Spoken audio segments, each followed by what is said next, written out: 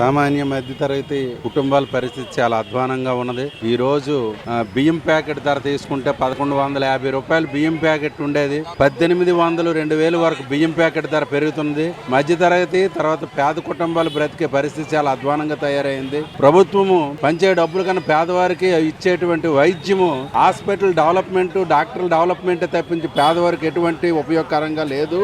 మరి ఇచ్చేటువంటి ఆ పథకాలు కూడా మధ్యతరగతి చిన్న తరహా కుటుంబాలకు చెందడం లేదు. మరి నాయకుల చేతిలో ఉంది. మరి అలాగే ఈ ఉపాధి హామీ పని కూడా 200 రోజులు పెంచాలని ప్రభుత్వాన్ని కోరుచున్నాము.